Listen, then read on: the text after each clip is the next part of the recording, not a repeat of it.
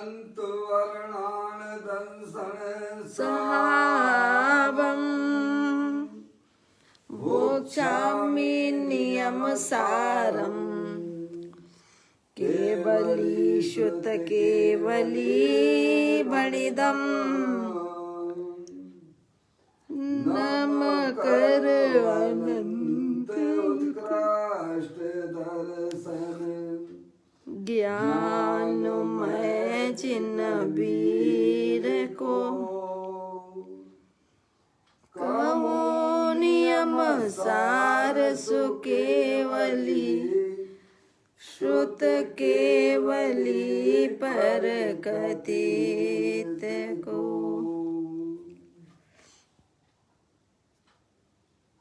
श्री नियम सार जी नामक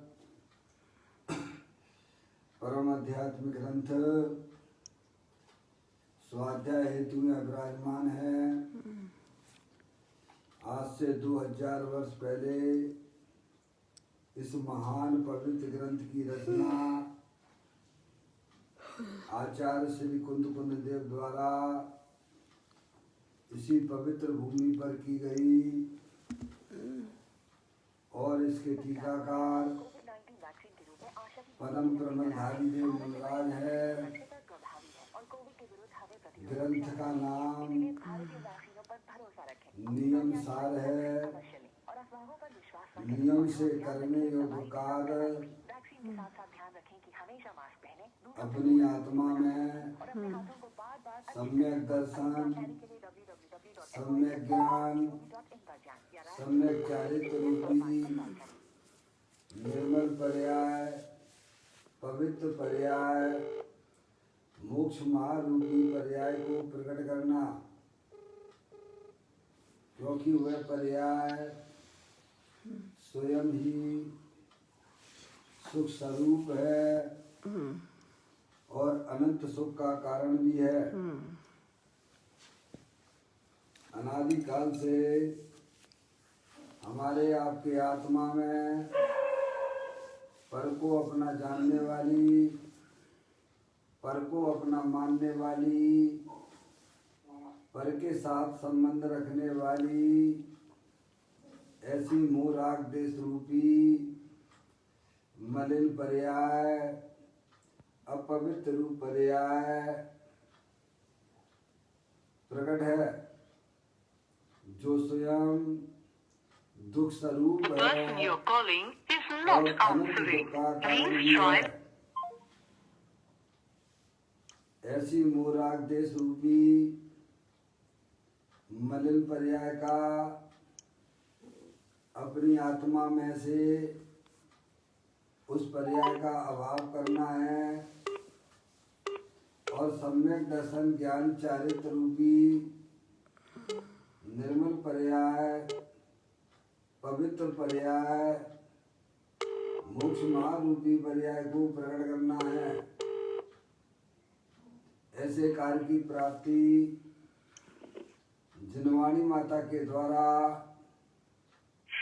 अपने आत्मा के स्वरूप को पहचानना, अपनी जो आत्म वस्तु है वह परद्रव, प्रभाव और पर्याय से विभिन्न एकमात्र अखंड ज्ञान ज्योति स्वरूप है।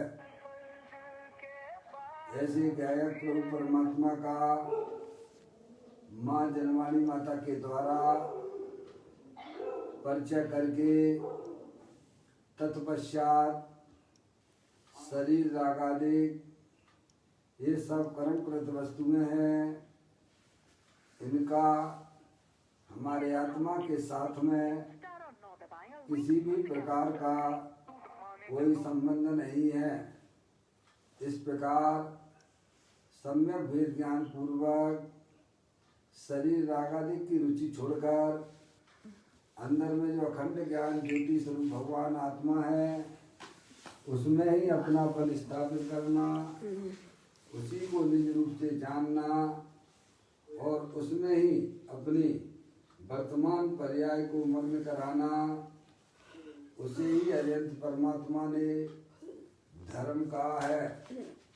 उसकी चर्चा आचार्य भगवंतों ने, मुनिराजों ने एक एक गाथा, उसकी टीका और कलश के माध्यम से हमें अपने आत्मा के स्वरूप को यहाँ पर समझाया है। देखिएगा, ये परम आध्यात्मिक ग्रंथ है जिसका नाम श्री नियम सार जी है। इसका 7वां अधिकार चल रहा है जिसका नाम है परम आलोचना अधिकार। इसके अंतर्गत 110वें नंबर की गाथा का हम आप इसका स्वाध्याय कर रहे हैं। आचार्य भगवंतों ने आलोचना की 4 वेदों की चर्चा की है। इसमें गाथा में दूसरे नंबर के वेद की चर्चा है जिसका नाम है आलुंचन। आलुंचन का क्या स्वरूप होता है उसकी बात यहाँ की है। तो कहते हैं, पाठ करते हैं, कर्म तरु का मूल छेदक जीव का परिणाम जो संभाव है बस इसलिए उसे आलुंचन कहा।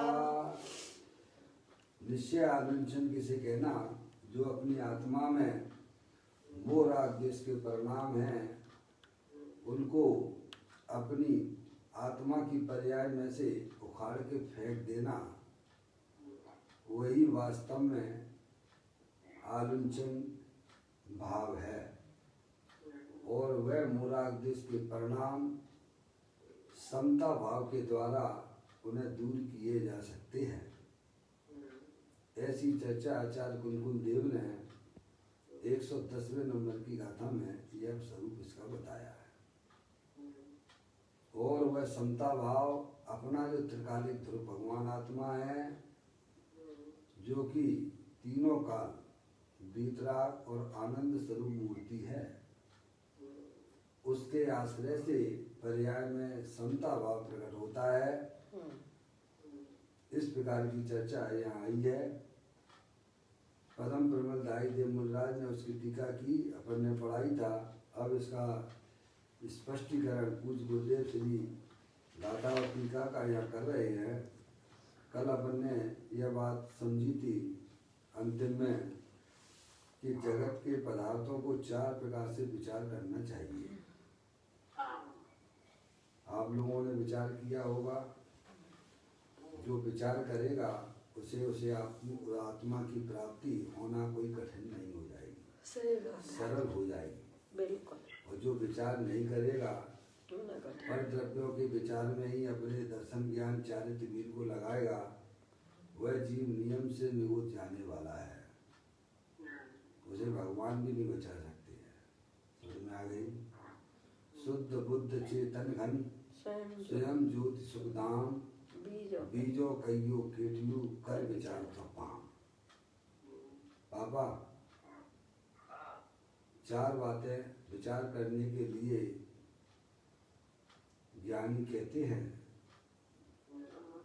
आप बता पाएंगे कि वे 4 बातें कौन सी कल बताई थी जो हमें विचार करने के लिए कही गई थी?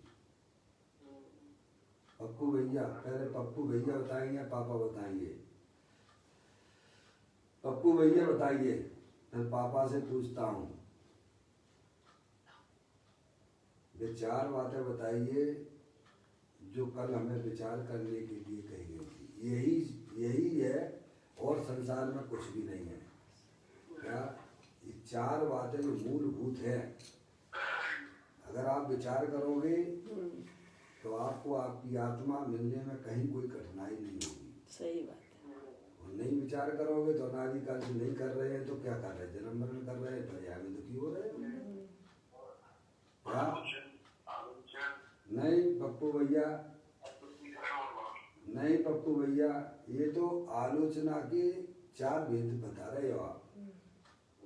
कल अंतिम चर्चा अपन ने जहाँ की थी कि जगत के पदार्थों का स्वरूप का, पदार्थों का 4 प्रकार से विचार करना चाहिए। मैं बता देता हूँ, अथवा आप लोग बताएंगे तो बहुत अच्छा ही बात है। विचार तो करना पड़ेगा। आपके पुण्य के उदय से आपको मनुष्य पर्याय मिली, जैनदेव परमात्मा मिले, माँ जन्मवाणी माता का समागम मिल रहा है। थोड़ा सा और पुरुषार्थ आगे बढ़ा दीजिए तो जन्म मरण का अभाव हो जाएगा। पर्याय में होने वाले दुख का भी अभाव हो जाएगा। बस इतनी सी बात है। मम्मी है नहीं। चलिए मैं पूछ लेता हूँ, चिंता मत करना। क्या इस समय पूछना जो है हमारा एक पाठ पक्का करने का रहता है। आगे किसी की ज्ञान की परीक्षा मुझे नहीं लेनी है। मम्मी आया पारसमणि इस वाले फोन पे।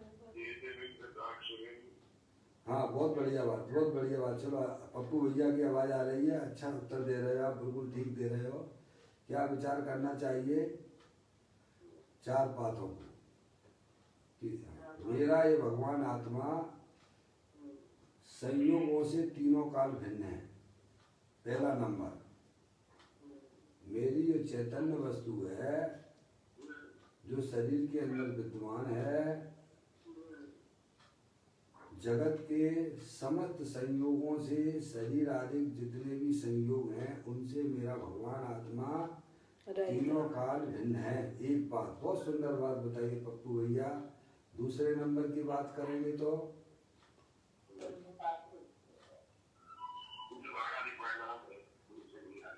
हाँ, यह विचार करना चाहिए अपनी आत्मा में जो विविध प्रकार की इच्छाएं पुण्य पाप रूप से होती हैं, उससे भी अपना आत्मा, उससे भी मेरा भगवान आत्मा भिन्न है।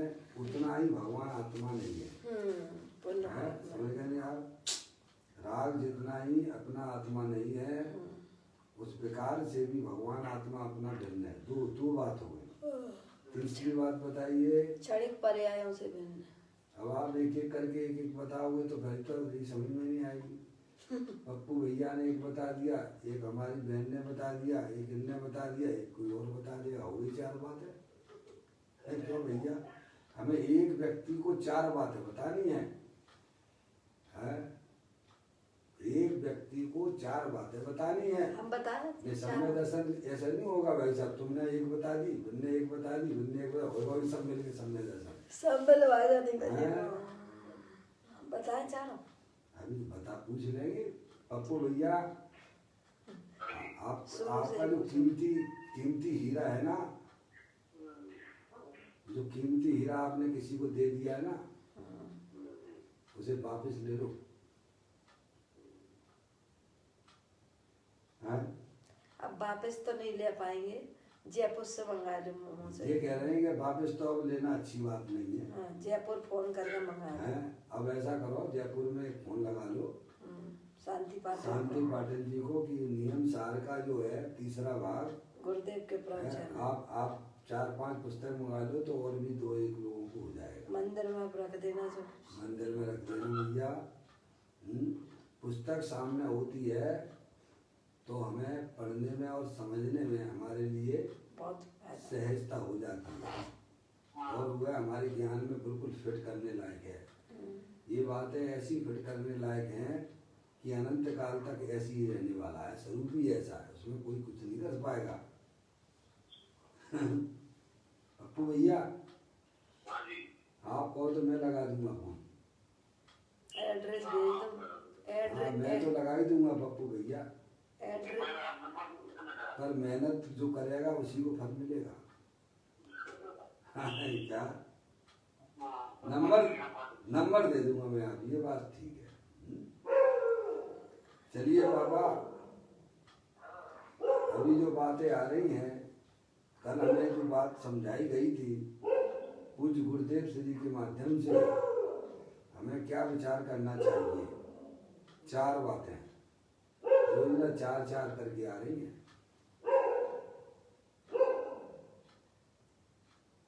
पापा बताएंगे। चलो 2 बताओ पापा, आपने 50 बता दिया तो बहुत बड़ा भी काम भी हो जाएगा, थोड़ा बहुत तो हो ही मम्मी जाएगा। कहाँ गई? मम्मी को नहीं मिला। थोड़ा आप बीच में पूरा करो है ना? हाँ पापा दोबारा बताएं, हमने सुन नहीं पाए अच्छी तरह से। हाँ बहुत सुंदर बात है। रागादे किसे कहती हैं पापा? हाँ ये तो 2 हो गए। हाँ हाँ ये तो हो गया संयोग, ये हो गया संयोग। उन संयोगों से अपना भगवान आत्मा तीनों काल भिन्न है। पहला पॉइंट एक हो बात, गया। पहली बात पापा, शरीर और शरीर से संबंधित जितने भी चेतन अचेतन पदार्थ हैं उन संयोगों से मेरा भगवान आत्मा तीनों काल भिन्न है, ऐसा विचार करना चाहिए।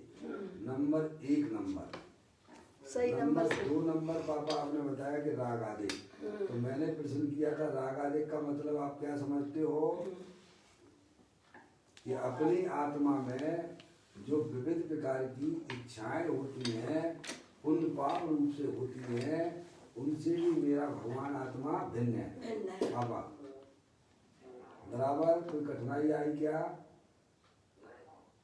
2 बातें आपने बता दी, संयोगों से भिन्न है और संयोगी भाव से भी अपना भगवान आत्मा भिन्न है।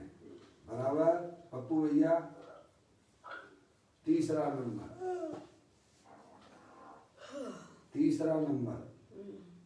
ये प्रतिशत नहीं ये तो हो गया ना, उसमें निकल गया ना, राग आदि परिणामियों के साथ में निकल गया। भैया जागृति रखिए, सोने वालों के लिए नहीं है, जागृति रखना पड़ेगा। हाँ जी हाँ बोलो बोलो, बहुत सही बता रहे आप, ठीक बता रहे, बोलिए आप ठीक बता रहे थे बहन जी। विकार पर्याय तो निकाल दी ना बनने भिन्न करके। तीसरा नंबर प्रतिक्षण प्रतिक्षण पर्याय होती है, बदलती रहती है, उतना ही अपना भगवान आत्मा नहीं है, अविनाशी है। कैसा है? पर्याय जितना ही नहीं है। हाँ, समझ विचार करोगे तो मिलेगा। जो विचार करेगा और अपनी आत्मा को देखेगा अंतर्मुखी उपयोग के द्वारा, उसे आत्मा ना मिले, भाई साहब ज्ञानी कहते हमारे पास चले आना आप तो। सही बात है। लेकिन हम विचार ही नहीं करें तो भाई साहब समुद्र में तो जो है बहुत सारी अमूल्य वस्तुएं पड़ी हुई हैं, जिनमें पानी में पैर रखने से डर लगता हो तो उसे नहीं मिलेंगे। है भैया। अगर हमें अपनी आत्मा का कल्याण करना है तो जिनेन्द्र देव परमात्मा द्वारा जो वस्तु स्वरूप बताया गया है, अगर आप विचार करोगे तो आपको आपका आत्मा मिलने में कहीं भी कोई कठिनाई नहीं होगी। बाकी तो शरीर की क्रिया तो हमने इंतजार करी, उसको धर्म माने बैठे हुए हैं हम लोग।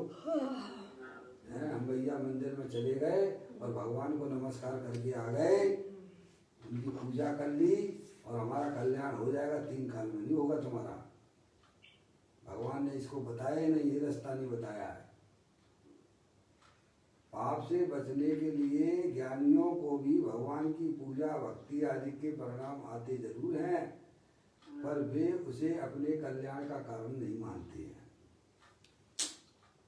और हमने क्या समझ रखा है? उसी को कल्याण का। मैंने तेरे ही भरोसे पारसनाथ, सागर में नैया डाले दई। अब तो काम हो गया है? अब पप्पू भैया कहे भाई साहब तुम्हें ही मंगा देना पुस्तक और तुम्हें भेज देना है, ऐसा धर्म नहीं है। हाँ अभी पढ़ लेना, आजकल यही तो हो रहा है ना। है व्यवस्थापक कहते हैं भैया खड़े कर दिए 2-4 लोगों को, तुम चलो पूजा चालू करो है, और अपन लगे दूसरे काम में। ऐसे नहीं होगा भैया, जो करेगा वो पाएगा। सही बात है। क्या जो करेगा वो पाएगा। समझ में आए पप्पू भैया? तीसरे नंबर की बात कि मेरा ये भगवान आत्मा प्रति क्षण जो पर्याय उत्पन्न विध्वंसी होती है, उतना ही मेरा भगवान आत्मा नहीं है। तीनों काल टिकाऊ वस्तु है। 3 नंबर की बात हो गई। चौथे नंबर की बात, त्रिकाल। बोलो भैया, तुम तो हमारे पास पुस्तक है, बोल देते हो देख के। अरे नहीं देख के बोल रहे हैं, हम तो याद है हमें, जब हम पूछेंगे तब बताना क्या। हाँ अभी नहीं, बोलो मम्मी पापा, मम्मी कहाँ है? आगे धन्यवाद। मम्मी चार बातें कल बताई थी जिन्हें हमें विचार करना चाहिए, बाकी तो बेकार की बातें हैं सब, ये कोई काम की नहीं हमारी, ये सब संसार के कारण है।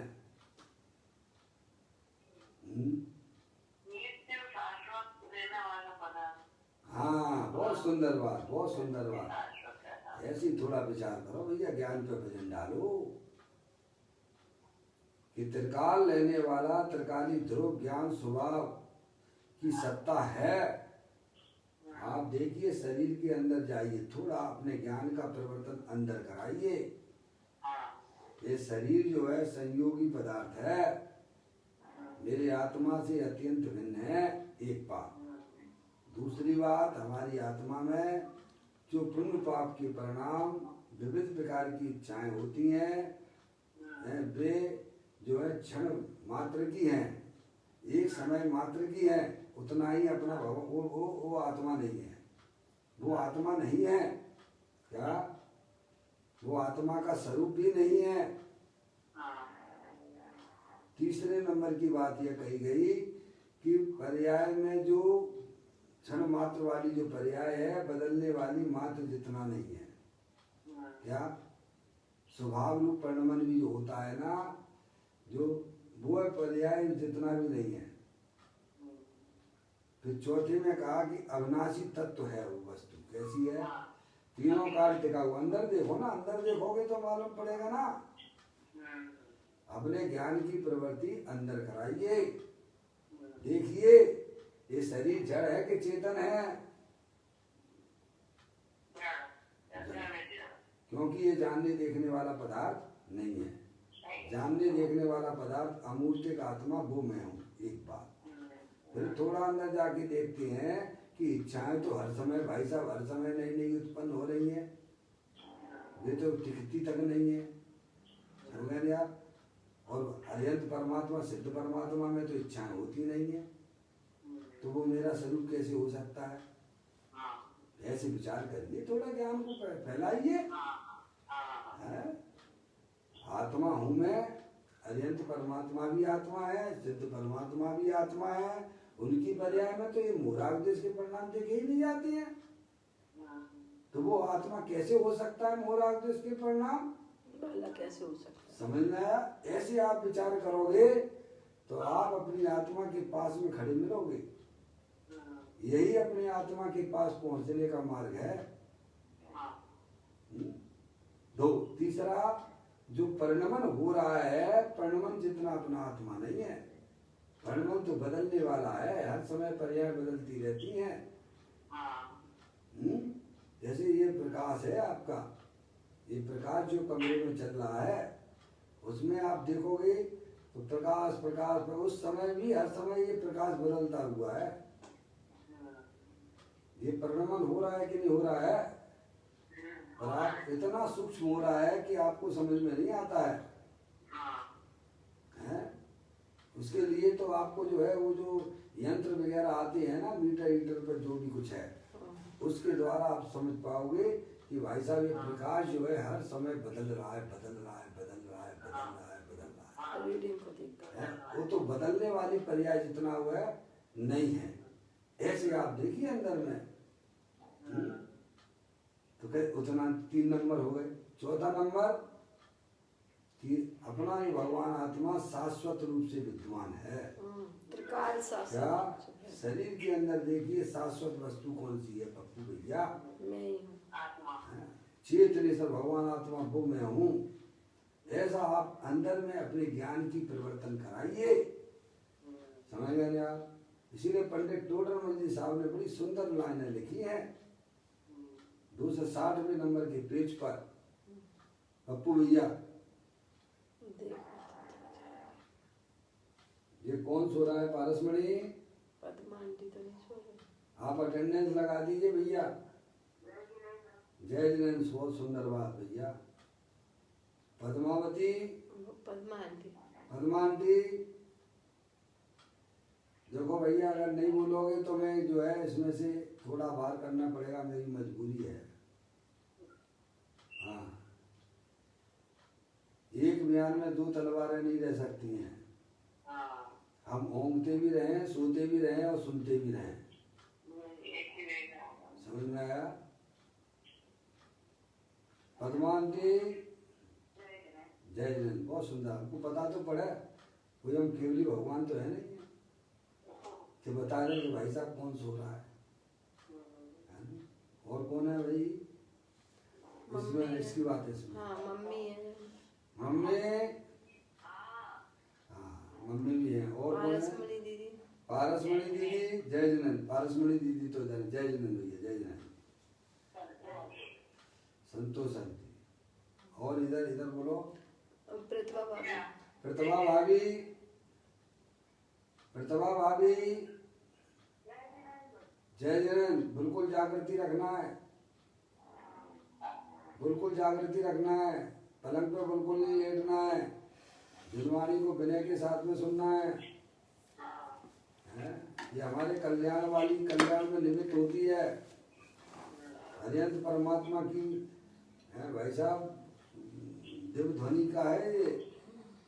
जितनी कीमत हम भगवान की करते हैं मंदिर में, उससे ज्यादा कीमत इस दिव्य ध्वनि की होना चाहिए हमारे हृदय में, हमारे ज्ञान की पर्याय में। तब वो विद्या मिलती है। चलिए, बिमला आंटी और ये कोई भी सो रहा है, देख लीजिए। इसी में सो रहा है। बिमला आंटी को लगाओ। बिमला आंटी तो इसमें है ना? नहीं है इसमें। हाँ, बिमला आंटी, बिमला आंटी, जय जिनेन्द्र, जय जिनेन्द्र। पद्मा आंटी को एक बार और। अब सब हो गए ना इसमें? है? पद्मा आंटी को एक बार और बोलो, वहीं से आ रही है। देखो भाई, आपको भी सुनाई दे रही होगी जो साथ में है। हाँ, कोई सो रहा है। पद्मा आंटी, चलिए बात करो ना। लो लो फटाफट, टाइम नहीं इतना। अरे लो, इसमें निकाल के एग्जिट कर दो, बाद में देखेंगे अगर उनका फोन आएगा तो। अभी तो एग्जिट करो।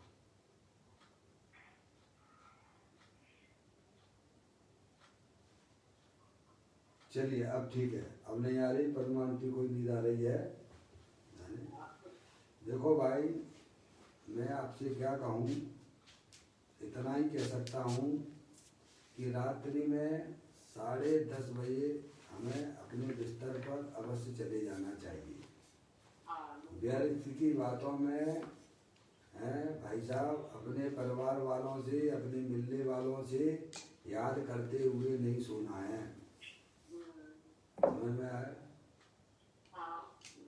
अब भगवान पंचपरमेष्ठी को स्मरण करते हुए सोते हैं, समझ में आई? नहीं तो सपने में फिर भी आएंगे तुम्हारे, जो आपने कैसे रुचि पूर्वक सेवन किया है। अगर आपको अपना कल्याण करना है, माँ जनवाणी माता की बातों को अगर सुनना है, तो 10:30 बजे तक सो जाना ही चाहिए। वो हमारे कल्याण की बात है। समझ में आया? और सुबह जो है, अभी तो मैं 4 बजे ही चालू नहीं कर रहा हूँ। हमारे पप्पू भैया कहते हैं कि जो है 4 बजे चालू किया करो। बहुत पक्के हैं हमारे पप्पू भैया। और अजय भाई भी हैं, ये भी कहते हैं कि 4 बजे के पहले भी कर सकते हो, अब भी कर सकते हो। मैं कह रहा हूँ पहले 5 बजे तो लोग सही ढंग से आ जाएं। क्या 4 बातें चल रही थी अपनी। जगत के पदार्थों का 4 प्रकार से विचार करना चाहिए। नंबर 1, अब बोलो 4 बातें। पापा, पापा, वो 2 बातें हो गई। बहुत सुंदर बात। हाँ वो तो बेटे हाँ नहीं वो वही में आ गई जो ना है पर्याय में। राग से भिन्न आ गया। चलिए और आगे तीसरा नंबर बोलो पापा। पर्याय से भिन्न तीसरा नंबर वो कुछ सही आपने पकड़ा, समझ में आया। और शाश्वत वस्तु है कि नहीं है, आत्मा है, बस इतनी सी तो बात है पापा। यही चार बात। अब इनका आप विचार करिए 24 घंटा, समझ में आया। इन हर चार समय विचार करने लायक है। ये शरीर संयोगी पदार्थ है, ये मेरे भगवान आत्मा से अत्यंत भिन्न है। मैं मूर्ति हूँ, चेतनेश्वर भगवान आत्मा हूँ। हमारी आत्मा में जो विविध प्रकार के शुभाशुभ रूप परिणाम होते हैं वह मेरी आत्मा का स्वरूप नहीं है। अगर वह आत्मा का स्वरूप होता तो अत्यंत सिद्ध परमात्मा में भी ये परिणाम देखे जाते। दो बातें। तीसरा, हर समय जो परिणाम हो रहे हैं वो अंदर स्वाभाविक रूप परिणमन की बात है वहाँ पर, ठीक है। वहाँ ये विभाव रूप परिणमन को तो दूसरे नंबर में निकाल के बाहर कर दिया है। जैसे ये लाइट का प्रकाश है, ये हर समय परिणमन कर रहा है, पर सूक्ष्म है वो हमें दिखाई देता नहीं है। समझ आप, उस परिणमन से भी हमारा भगवान आत्मा भिन्न है। उतना भगवान आत्मा नहीं है परिणाम जितना।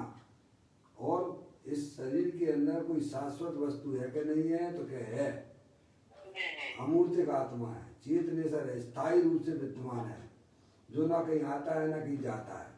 ऐसे गायक प्रभु परमात्मा के ऊपर दृष्टि देने के लिए कहा जा रहा है। अब ये दृष्टि तो जब जाएगी जब आपके अंदर ज्ञान का प्रभाव, विचार का प्रभाव अंदर में चलेगा तब है। अभी तो ना तो हम संयोगों को पहचानते हैं, न रागादिक परिणतियों को पहचानते हैं, और सबको मिलाकर एक अनुभव कर रहे हैं। क्या कर रहे हैं?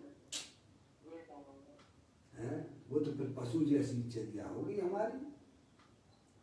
अनपढ़ में और पढ़े लिखे में तो कोई अंतर हुआ ही नहीं फिर है। जैसे अनपढ़ व्यक्ति है, जैसे पशु है, अपने आप को शरीर रूप से अनुभव कर रहा है, रागादिक रूप से अपने आप को देख रहा है, वैसा ही हम भी देख रहे हैं। तो अंतर क्या मिला भाई साहब? आप संगीत पंचेंद्रिय मनुष्य पर्याय में आए, जिनेन्द्रिय परमात्मा के यहाँ आए, फिर आपके अनुभव में और जो है पशु है उसमें क्या अंतर? अरे पढ़े लिखे में और जो है अनपढ़ में कोई अंतर होता है कि नहीं होता है? उसकी पर्याय में होता है।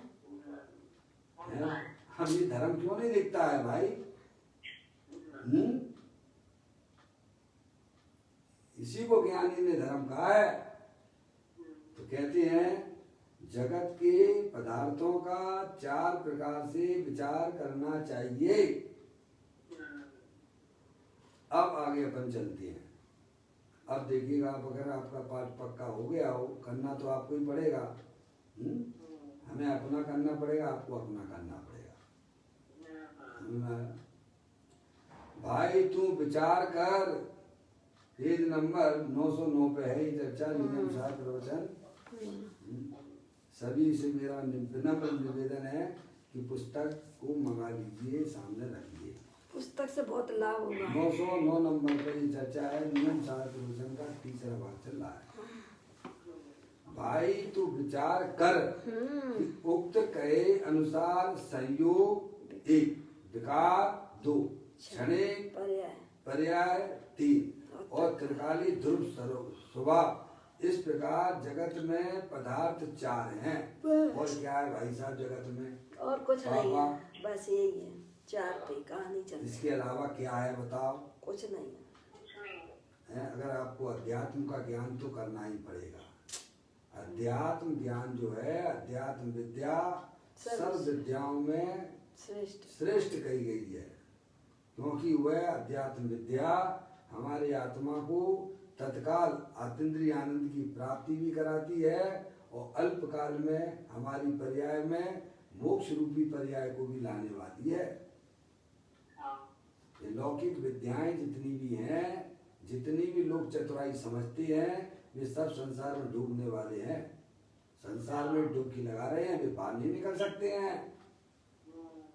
उसके लिए तो आपको जिनेन्द्र देव परमात्मा द्वारा जो अध्यात्म बताया गया है, पहले उसको विचार करिए आप, समझ आया? और क्या है?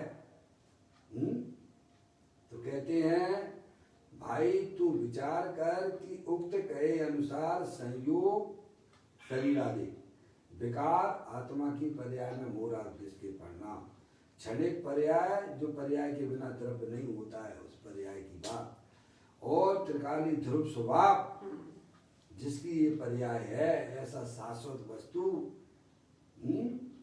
इस प्रकार जगत के पदार्थ चार हैं, इन चार प्रकारों में समस्त पदार्थ आ जाते हैं, सब आ गया बोलो। इसीलिए कहते हैं पप्पू भैया, जिसने अपने आत्मा को जाना उसने सबको जाना। क्या कह दिया पापा? जिसने अपने आत्मा को जाना उसने सबको जाना, और जिसने आत्मा को नहीं जाना उसने कुछ भी नहीं जाना। पापा, जिसने अपने आत्मा को जाना उसने सबको जाना। सबको जाना का मतलब क्या है? सबको जानने का मतलब क्या है? कि सब जगत के जितने भी जीव हैं सबको जानता है वो। जितने भी अचेतन पदार्थ पुद्गल द्रव्य हैं उनको भी जानता है, और धर्म द्रव, अधर्म द्रव, आकाश द्रव और काल द्रव वे अमूर्तिक हैं, उनको भी वह जानता है। अब क्या रह गया भाई साहब दुनिया में जानने लायक? सब तो पप्पू भैया, जिसने अपने आत्मा को जाना है उसने सबको जान लिया है। जो अपनी आत्मा को नहीं जानता है वह किसी को भी नहीं जानता है तो वो आत्मा सर्वज्ञ स्वभाव है, पर वो किसी को नहीं जानता है।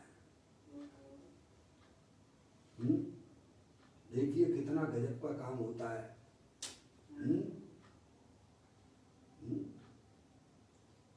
अर्यंत परमात्मा में और सम्यक दृष्टि जीव में प्रत्यक्ष और परोक्ष का ही अंतर रह गया है।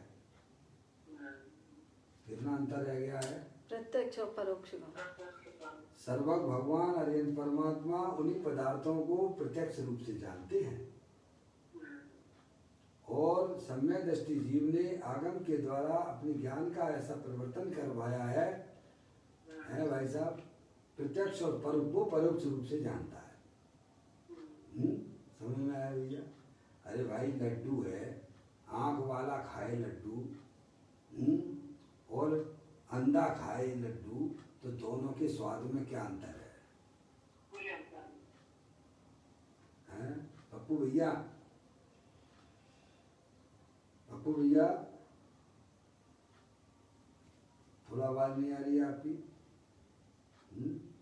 आंख वाला लड्डू खाए और अंधा भी लड्डू को खाए पापा, तो दोनों के स्वाद में कोई अंतर आता है क्या? है? नहीं, थोड़ा बहुत अंतर तो आता होगा पापा।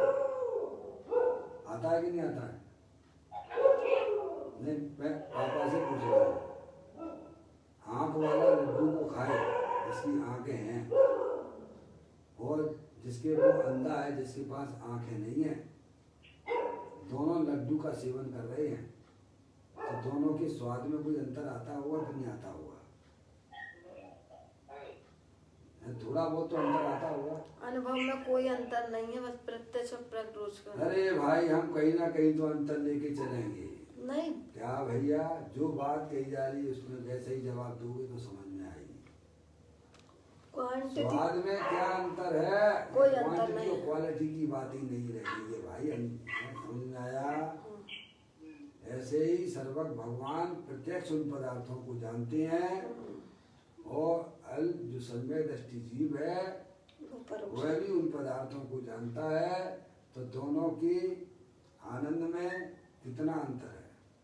कोई अंतर नहीं। जैसे अंधे लड्डू खाए और आंख वाला लड्डू खाए, दोनों के स्वाद में कोई अंतर नहीं है। समझ गए? ऐसा घर बैठे आप आनंद ले सकते हो सिद्ध परमात्मा जैसा। समझ गए यार? जब ही जिए आत्म जाने, तब ही जिए शिव सुख ठाने। बताइए आप, ये काम आत्मा, ये पर्याय को ये काम करना चाहिए था। आत्मा का काम इतना सा था। तो कहते हैं तू विचार कर कि उक्त कहे अनुसार ऊपर जो बताया है, संयोग शरीर आदि विकार आत्मा की पर्याय में संसार अवस्था में जो विकार होते हैं बेमोराग के परिणाम, क्षणिक पर्याय जो कि पर्याय के बिना कोई द्रव होता नहीं है, और त्रिकालिक ध्रुव स्वभाव जिसकी पर्याय है उसके पीछे अंदर रहने वाला शाश्वत वस्तु। इस प्रकार जगत में पदार्थ चार हैं। इन चार प्रकारों में समस्त पदार्थ आ जाती है। क्या आ जाते हैं? समस्त पदार्थ आ जाते हैं। समझिए आप। इस चार के सिवाय जगत में अन्य कुछ भी नहीं है। बोलो अब तुम्हें क्या जानना और रह गया है? इसीलिए ज्ञानी जीव बिल्कुल ज्ञाता दृष्टा बनी रहती है। जानते हैं कि और कुछ जानने के लिए बचाई क्या, मैं सब तो जान लिया भाई साहब, सभी तो जान लिया मैंने, अब क्या रह गया मेरे लिए? समझ लेंगे आप। अब तुम विचार कर कि इन चार प्रकारों में किसके आधार से धर्म होता है। आगे बढ़ के बात करते गुरुदेव श्री, ये चार चीजें बताई। मम्मी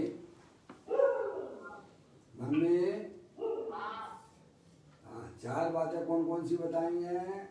संयोग। आप बीचों मत बोलो, जिससे पूछे वही बताएगा, है नहीं? अपना पाठ अपना अपना तैयार करके रखिएगा। सब भगवान आत्मा है।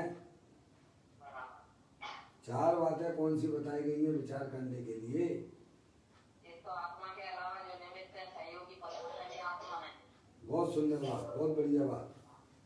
दूसरा पर्याय में पुण्य पाप रूप जो क्षणिक विकार होता है वो आत्मा है। बहुत सुंदर बात, बहुत ही बढ़िया बात। तीसरी बात, प्रति क्षण पर्याय होती है, बदलती है। हाँ, क्षणिक पर्याय मात्र आत्मा है। बहुत सुंदर बात, बहुत बढ़िया बात। तीन बात। चौथी, त्रिकाल रहने वाला त्रिकालिक रूप ज्ञान स्वभाव की सत्ता वो आत्मा है। वो मैं हूँ, वो आत्मा हूँ।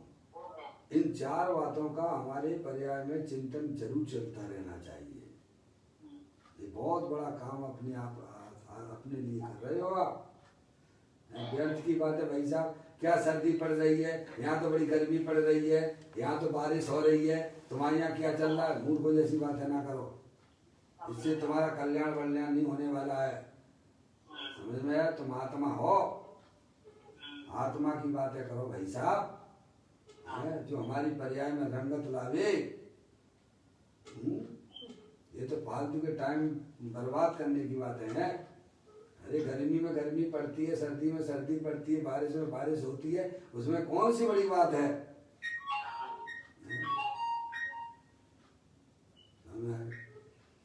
अब देखो चार बातों का हमारे अंदर चिंतन की धारा चलना चाहिए।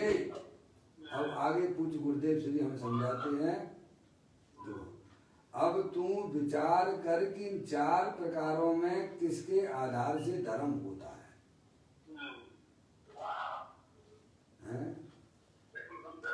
संतोषंती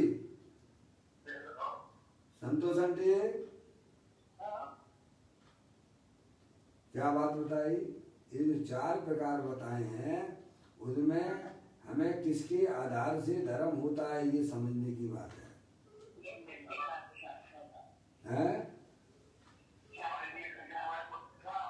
पप्पू भैया कोई दिक्कत आ रही है? हाँ बस ठीक है ना? तो बात ये चल रही है, पूज्य गुरुदेव श्री हमें समझाते हैं तू विचार कर कि इन चार प्रकारों में संयोग, पुण्य पाप के परिणाम, क्षणिक पर्याय और शाश्वत भगवान आत्मा, तीनों का लेने वाला है। तो कहते इन चार प्रकारों में किसके आधार से धर्म होता है? बहुत सुंदर बात है ना? तो वहां पर अपने ज्ञान को लगाइए आप। ज्ञान का प्रवर्तन कहाँ कराना? स्थायी वस्तु पर है। ये तो जो है संयोग अपनी आत्मा से भिन्न है, रागादिक परिणतियां भी हमारे आत्मा का स्वभाव नहीं है, और पर्याय तो क्षणभंगुर तत्व है, उसके आधार से तो विकल्प की उत्पत्ति होगी, और अंदर जो पर्याय जिसकी है उसके अंदर शाश्वत पदार्थ है, उसके आधार से धर्म की प्राप्ति होती है। उपयोग को आपको वहां पर लगाने की बात की जा रही है। उपयोग जब लगेगा जब आपके ज्ञान में इतनी क्लियरेंस हो।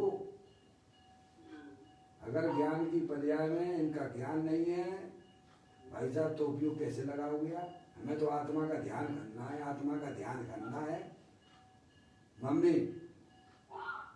आत्मा का ध्यान करना है। कैसे कर लोगे आत्मा के ध्यान के बिना ध्यान? ज्ञान पक्का कीजिए।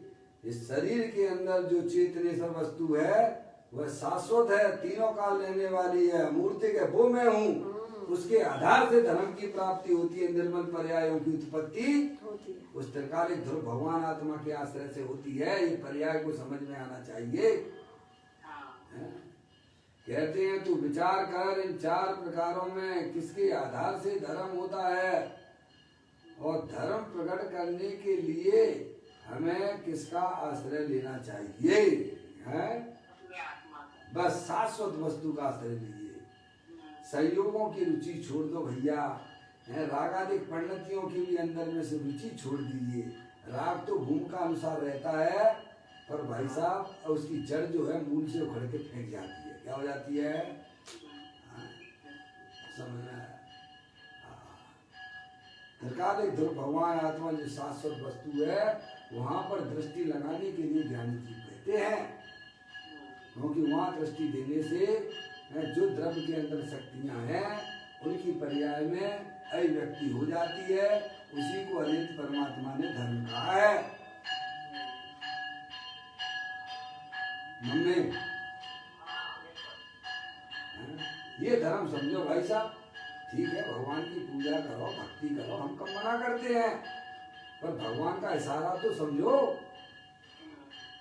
है कि धर्म अगर अपनी परमात्मा में प्रकट करना है तो तुम मेरी तरफ भी ना देखो। भगवान ये कहते हैं।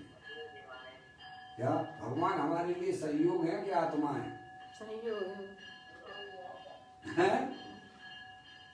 भगवान हमारे लिए सहयोग की है कि हमारी आत्मा है वे?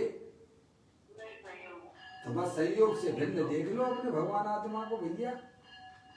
रागादिक परिणतियां तो क्षणभंगुर तत्व है, वे हमारा स्वभाव ही नहीं है, वे तो बदलने वाली है। मैं तो शाश्वत प्रभु परमात्मा हूँ। ऐसे पर्याय अपने द्रव को जाके पकड़ ले। क्या कर ले भाई साहब? अंदर में पकड़ बना ले। हैं? चार चीजें हैं कि नहीं है? हैं? तो किसको पकड़ना है? पकड़ने वाली पर्याय है। अभी किसको पकड़ के बैठी है? सहयोग सहयोग। अभी तो संयोगों को पकड़ के बैठी है। किसको पकड़ के बैठी है? शरीर है सो मैं हूँ, है ये लड़की लड़कियां मेरे कल्याण कर देंगे, मेरे की क्या समझ में आया है? ये हमारे बुढ़ापे में सहारा देंगे। ये मूर्खों जैसी बातें ना करो। अगर तुम्हारा पुण्य तुम्हारे साथ में है तो वे संयोग में निमित्त रूप से होंगे। अगर पुण्य नहीं तो अच्छे अच्छे त्रिखंडी जैसे वो। समझ में आया भैया? श्री कृष्ण के माता पिता श्री कृष्ण के बारे में क्या सोचते होंगे? जब वे निकाल पाए उसमें से अपने माता पिता को। बोलो। ये सब जो है पुण्य पाप के ठाट है, इसमें कोई बड़ी बात नहीं है। पुण्य पाप बलमाई हरख बिलखो मत भाई, यह पुतगल पर जाए उपज बिन से फिरताई। अगर आपकी आत्मा की पर्याय में सच्चा ज्ञान है, सच्ची समझ है, तो वही आपको भाई साहब संसार सागर से निकाल सकती है। घर में आग लग जाए तो भाई साहब सबसे पहले वो किसको बचाएगा? अरे घर में आग लग जाए तो सबसे पहले वो किसको बचाने की कोशिश करेगा? यानी जो है स्त्री पुत्रों से भी बड़ा उसका माल है। माल माल माल कौन सा मान? रुपया पैसा? बाप बड़ा ना भैया, सबसे बड़ा रुपया। क्यों? उसको बचाएगा सबसे पहले। तो अब आ गया ना, स्वार्थ की सब सगी है कि नहीं है? किस पर दृष्टि? कोई नहीं बचा सकता है इस आत्मा को। एक सच्चा ज्ञान जिसकी आत्मा की पर्याय में हो जाता है भाई साहब, वही उसको इस संसार सागर से पार उतार सकता है। भले ही आप कितने को भी शरण देखते रहिए, ज्ञानी कहते हैं शुद्धात्म और पंच गुरु जग में शरणो दोए, मोह उदय जी के वृथा आन कल्पना होए। समझ गए आप? निश्चय से तो अपनी शुद्धात्मा शरण है और व्यवहार से पंच परमेष्टि को शरण कहा गया है, क्योंकि वे हमारी आत्मा को बताने वाले हैं। अब तुम विचार कर कि इन 4 प्रकारों में किसके आधार से धर्म होता है और धर्म प्रकट करने के लिए हमें किसका आश्रय लेना चाहिए।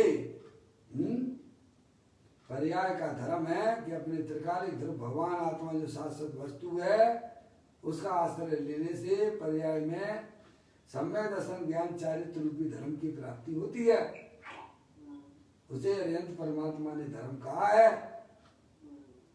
अब चले आगे। क्या पर निमित्त का आश्रय लेने से धर्म होता है? चर्चा भी शेष आगे की है उसी में। नंबर 1, क्या पर निमित्त का आश्रय लेने से धर्म होता है? नहीं होता है, क्योंकि उसमें तो तेरे आत्मा का अभाव है। हम तो यही माने बैठे हुए थे कि अरिहंत भगवान की भाई साहब उनकी तरफ देखते रहो, उन्हें नमस्कार करते रहो, तुम्हारा आत्मा का कल्याण हो जाएगा। वे कहते बिल्कुल भी नहीं होगा। वे परमात्मा पर वस्तु है, तुम्हारे आत्मा से अत्यंत भिन्न है। समझ में आप? उनके आश्रय से आज तक किसी को भी पर्याय में धर्म नहीं हुआ है। जितने भी सिद्ध परमात्मा सिद्ध पर्याय में विराजमान है वे सब अपने आश्रय से हैं। अरे भाई साहब, सिद्ध पर्याय की बातें तो छोड़ दो, सम्यक दर्शन भी नहीं होगा। पर के आश्रय से, पर परमात्मा के आश्रय से सम्यक दर्शन की प्राप्ति नहीं होती है। अपना जो शाश्वत भगवान आत्मा है, जो पर्यंत परमात्मा ने बताया है, उसके आश्रय से ही धर्म की प्राप्ति होती है। ये बताया पहले नंबर के बोल में। क्या पर निमित्त का आश्रय लेने से धर्म होता है? कहते हैं नहीं होता है, क्योंकि उसमें तो तेरे आत्मा का अभाव है, अत्यंत अभाव है। एक बात। दूसरी उन्होंने कहा कि क्षणिक विकार उत्पन्न होता है और नाश होता है, उसके आधार से भी धर्म अथवा शांति प्रकट नहीं होती है। अपनी आत्मा में जो विविध विकार के शुभाशुभ रूप परिणाम जो विकार रूप से उत्पन्न होते हैं, वे स्वयं ही दुख स्वरूप है। क्या है? दुख में से क्या सुख निकलेगा? क्या है? अंदर में विकारों की रुचि रखते रहो और तुम्हारी आत्मा सुखी हो जाएगी क्या? कहते कि बिल्कुल भी नहीं होगी, बिल्कुल भी नहीं होगी। दुख में से सुख नहीं आता है। वे विकारी परिणाम स्वयं पराधीन है। वे स्वाधीन तुम्हें कैसे कर सकते हैं? जो स्वयं दुख रूप परिणमन कर रहा है, तुम उससे क्या सुख की कल्पना करते हो? है? दूसरे नंबर को इस प्रकार से दिया, क्षणिक विकार उत्पन्न होता है और नाश हो जाता है। भैया बोलो, देखो आपकी आत्मा की पर्याय में अभी तक देखिए कितनी पर्याय आई, रागादिक परिणतियां आई। एकाल आपकी आत्मा के साथ में रही हो तो बताइए आप। एकाल रही हो तो बताइए आप। जब तक तुम उनका आश्रय लेने जाओगे तब तक तो दूसरी मिलेगी वहां पर। बदलती रहती है। इसलिए ज्ञानी कहते हैं उसकी भी रुचि अंदर में छोड़ दीजिएगा, उसकी भी दृष्टि छोड़ दीजिएगा। अंदर है ना शाश्वत प्रभु परमात्मा है ना विराजमान, अनंत शक्तियों के भंडार वाला है, सिद्ध परमात्मा जैसा है, जो न कभी उत्पन्न होता है न कभी नाश को प्राप्त होता है। ऐसा भगवान आत्मा शाश्वत दे देवन में विराजमान है। घटघट अंतर जिन बसे घटघट अंतर जैन, मत मुद्रा के पान से मत वाला समझे नहीं। कहते हैं क्षणिक विकार उत्पन्न होता है और नाश होता है, उसके आधार से भी धर्म अथवा शांति प्रकट नहीं होती है। नंबर 3, प्रति क्षण उत्पन्न और विनष्ट होने वाली पर्याय में भी आत्मा नहीं है। क्या?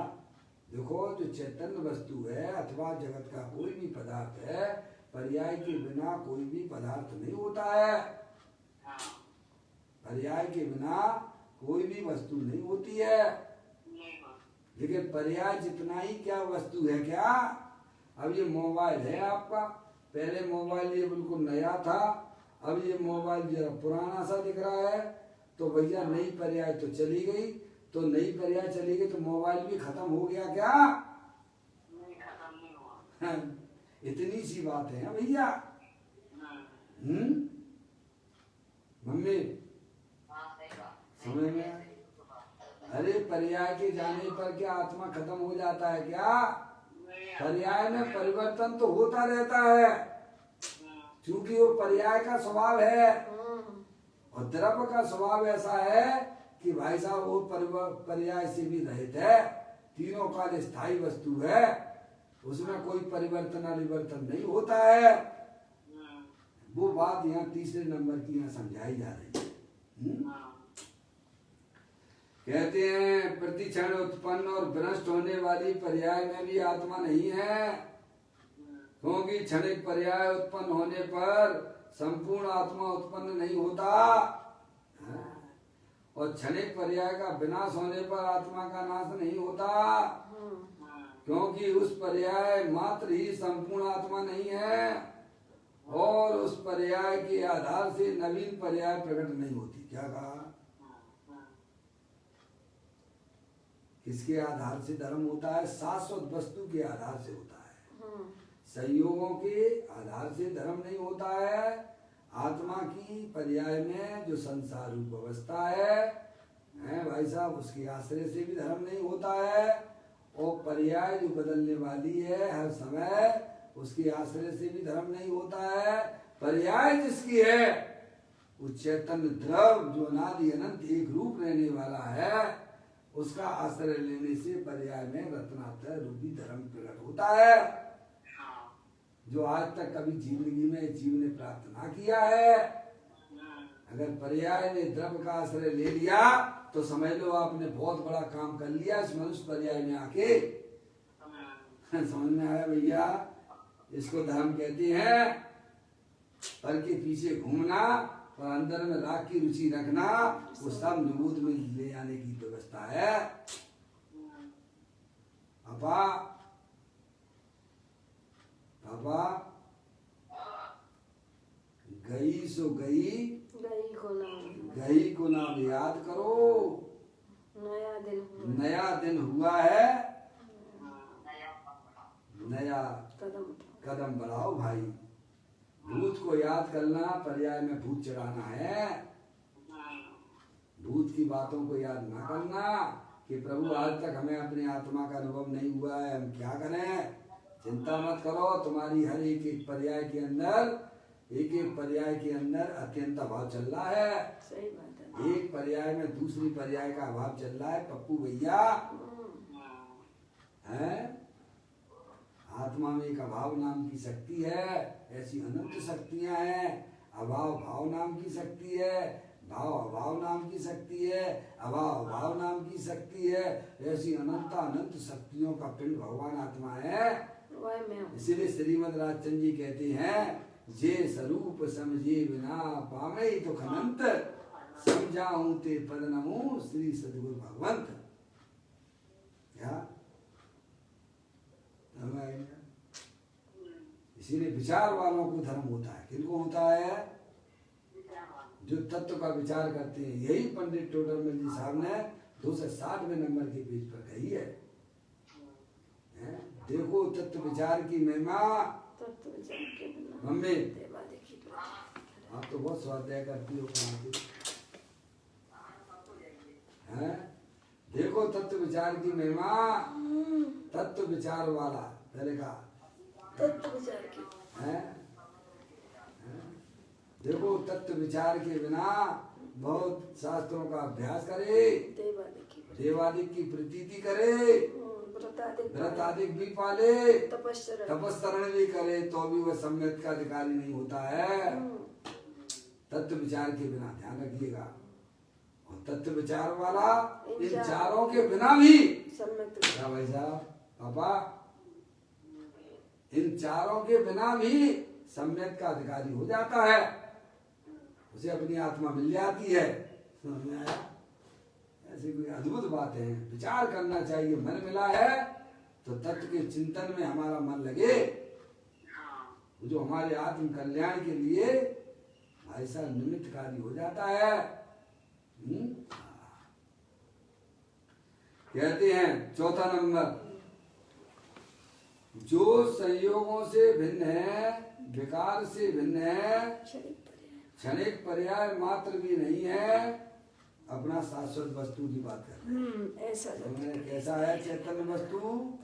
संयोगों से भिन्न है, शरीर आदि पर पदार्थ में सब संयोगी हैं, उनसे भिन्न है, विकार से भिन्न है। जो हमारी आत्मा में जो विविध प्रकार की इच्छाएं होती हैं, स्वाभाविक रूप से होती हैं, उनसे भी मेरा भगवान आत्मा भिन्न है। वे कहते क्षणिक पर्याय मात्र भी नहीं है। पर्याय के बिना द्रव्य नहीं होता है, लेकिन पर्याय मात्र भी अपना भगवान आत्मा नहीं है। ऐसा जो त्रिकाल स्थायी रहने वाला ध्रुव आत्म स्वभाव है। कहाँ पर है ये भैया? कहाँ मिलेगी ऐसी चैतन्य वस्तु? स्वयं। आप स्वयं हो, आप अपने आप को पहचानिए। समझ में आया भाई साहब? कहते हैं ऐसा जो त्रिकाली स्थायी रहने वाला ध्रुव आत्म स्वभाव है, उसे ही यहाँ परम परिणामी भाव के रूप में दर्शाया गया है, और इसके ही आश्रय से शांति और धर्म प्रकट होता है। अरे जहाँ शांति भरी हुई है वहाँ जाओगे तो मिलेगी, कि अन्य पदार्थों के पास जाओगे वहाँ मिलेगी? हैं पापा, आपकी अंगूठी खो गई थी, कारखाने में गिरी थी और ढूंढ रहे थे, घर में मिल गई? अरे बोलो। है? सही है पापा के। जहाँ पर है वहाँ देखोगे तो मिलेगी। ऐसे हम शांति के लिए, सुख शांति के लिए पंचेंद्रिय के विषयों पर घूमते रहते हैं। स्पर्श इंद्रिय से सुख मिल जाएगा भाई साहब, सर्दी पड़ रही है रजाई ओढ़ लो, क्या नहीं तो रूम हीटर लगा लो पापा, शांति आएगी कि नहीं अपने आत्मा में? गर्मी आएगी। अरे गर्मी सर्दी पड़ रही है भयंकर, रूम हीटर चला लो। अरे पाप भी लगेगा रूम हीटर चलाने का तुम्हें, और सुख तो मिलने वाला है नहीं, क्योंकि उसमें ही नहीं है पापा। अभी तो गर्मी के दिन चल रहे हैं, तो एसी चला लो। एसी चला लो तो शांति मिल जाएगी कि नहीं मिल जाएगी? हैं? बोलो। शांति तो नहीं मिलेगी, एसी चलाने का पाप और मिल जाएगा तुम्हें। सही है, समझ में आया? तो चले जाएंगे निगोद में। कहाँ जाओगे? इसीलिए ज्ञानी जी कहते हैं, अरे मैं क्या करूं संसार का, देखते ही जहर चढ़ता है, पैर रखते ही पाप लगता है, सिर पर मृत्यु मंडरा रही है। पंच इंद्रिय के विषयों में मस्त है? बढ़िया बढ़िया व्यंजन खा लो भैया, हो जाएगा, तुम्हारी आत्मा में शांति मिल जाएगी क्या? क्योंकि उनमें हमारी शांति का कोई भी संबंध नहीं है। आत्मा स्वयं सुख शांति स्वरूप है, अविनाशी तत्व है। पर्याय उसका सेवन करती है तो पर्याय में शांति प्रकट हो जाती है। हम सुख शांति के लिए किधर किधर भटकते फिरते हैं, किन किन में हमने सुख शांति मान रखी है। भवन में जीवन घूम चुका, कण कण को जीवन भर देखा, मृग सम मृग तृष्णा के पीछे, मुझको न मिली सुख की रेखा। कैसे मिलेगी मम्मी? है ही नहीं। हैं? अनादि काल से तो पंच इंद्रिय के विषयों में सुख ढूंढते आ रहे हो, उनका सेवन भी करते हो, हैं? तो भी पर्याय में निराकुलता उत्पन्न हुई कि नहीं हुई? थोड़ी बहुत। है ही नहीं, हमारे वही पास है। टाइम नहीं है इन बातों का विचार करने का। अरे मनुष्य पर्याय में तेरे पास टाइम नहीं है तो क्या त्रियंच गति में देगा टाइम? हैं? हैं? सोचिए, विचार करिए। मनुष्य पर्याय अगर हमको मिली है तो उसे सफल बनाने का प्रयत्न कीजिए। जो अनंत काल में हमने अपनी आत्मा की पर्याय में नहीं किया है वह करने के लिए इस मनुष्य पर्याय में आप आए हो। भूल गए हो सब। ज्ञानी हमें याद दिलाते हैं कि अगर तुम्हें सुख शांति चाहिए तो अपना चेतनेश्वर भगवान आत्मा जो कि अविनाशी रूप से विद्वान है, सुख शांत रस से लबालब है, ज्ञान सागर आत्मा, बेभ्रम की चादर हटा, सर्वांग प्रगट आत्मा। हे बाबू जन इस लोक के सब एक साथ नाइए, इसे ही अपनाइए, इसमें ही मन हो जाइए। ऐसी करुणा रहती है ज्ञानियों के अंदर में। सब आत्माएं सुख शांति से भरपूर हैं, उन्हें अपने आत्मा के स्वरूप का ज्ञान नहीं है। कितने नंबर को कलश है? गाता है। 32वें नंबर का कलश है मम्मी। अच्छा, मम्मी जी कलश पूछ। क्या इस समय साहब जी के 32वें नंबर का कलश है ये? हैं? हैं? इसे पहचानिए। सुख शांति चाहिए तो अपने भगवान आत्मा का ज्ञान कीजिए कि मेरा भगवान आत्मा तीनों काल संयोगों से भिन्न है, शरीर आदि से भिन्न है, संयोगी भावों से भी भिन्न है, राग आदि परिणति विकारी पर्यायों से भी भिन्न है। मेरा भगवान आत्मा क्षणिक पर्याय मात्र जितना भी नहीं है, वह तो शाश्वत है, सुख शांति का भंडार है। जब पर्याय में इस प्रकार का सच्चा ज्ञान होता है तब पर्याय समझदार हो जाती है, संयोगों की, संयोगी भावों की और पर्याय की रुचि छोड़ देती है और अंदर में अपने त्रिकालिक ध्रुव भगवान आत्मा को पकड़ लेती है अंदर में। यही ज्ञानियों की पकड़ है। पर्याय में पकड़ अपने त्रिकालिक ध्रुव भगवान आत्मा की होती है, तब मोक्ष मार्ग के दरवाजे खुलते हैं।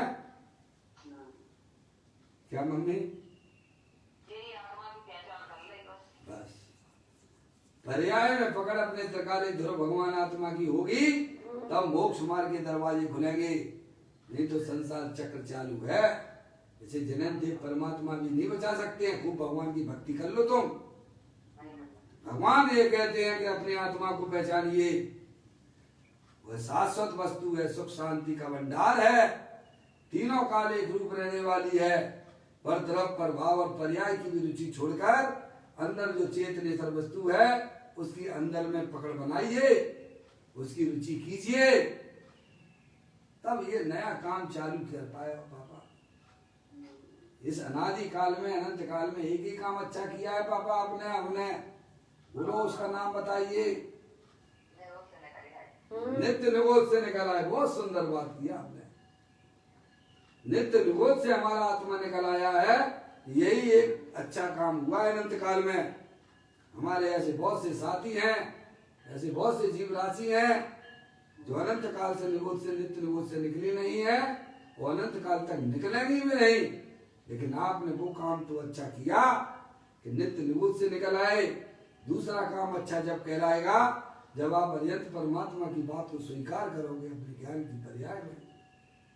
समझ में आया कि मेरा भगवान आत्मा संयोगों से भिन्न है, संयोगी विकारी भावों से भी भिन्न है और पर्याय मात्र अपना आत्मा नहीं है। मैं तो शाश्वत सुख शांति का भंडार हूँ।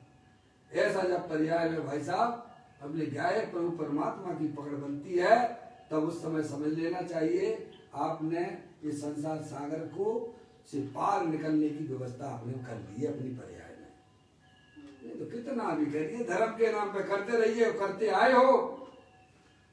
भगवान ने कहा कुछ नहीं होने वाला तुम्हारा, तुम तो कोलू के बैल जैसे पिसते रहोगे। सही बात। जैसे कोलू का बैल होता है वही वही चक्कर लगाया करता है, ऐसे ही अज्ञानी जीव अपने आत्मा के ज्ञान के बिना, अपने आत्मा के श्रद्धान के बिना कोलू की बैल की तरह 4 गति 84 लाख योनियों में परिभ्रमण कर रहा है। उससे छूटने का तो एक ही सच्चा उपाय है, वस्तु स्वरूप का ज्ञान कीजिए कि मेरी जो चैतन्य वस्तु जो शाश्वत है वह शरीर आदि संयोगों से भिन्न है और संयोगी भावों से भी भिन्न है। मात्र पर्याय मात्र भी हमारा आत्मा नहीं है। मैं तो शाश्वत प्रभु शांत सुख शांति का भंडार वाला हूँ।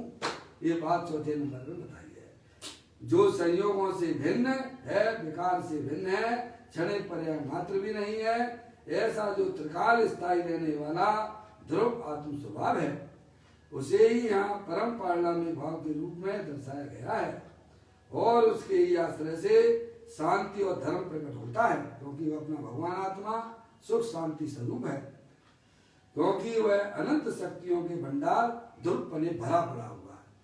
पर द्रव्य से भिन्न है, पर्याय से भी भिन्न है, विकारी पर्यायों से भी भिन्न है, ऐसा अनंत शक्तियों से भरा हुआ है। जीवत्व शक्ति, चित्त शक्ति, दृष्टि शक्ति, ज्ञान शक्ति, प्रबोध शक्ति, विबोध शक्ति, सहदर्शी शक्ति, ऐसी अनंत शक्तियों का पिंड भगवान आत्मा देव देवन में विराजमान है। जो इसकी दृष्टि करता है वैसा उसकी पर्याय में उन शक्तियों की पर्याय में व्यक्ति हो जाती है। इसे ही हरियंत परमात्मा ने धर्म कहा है। अब आगे चर्चा पर करेंगे, अभी अपना समय यहाँ हो चुका है। निज निधि निज में बताई, यह अनंत अनंत उपकार है, उसके लिए जिन वाणी माँ को वंदना सतवार है, वंदना सतवार है। 9 बार नमोकार मंत्र।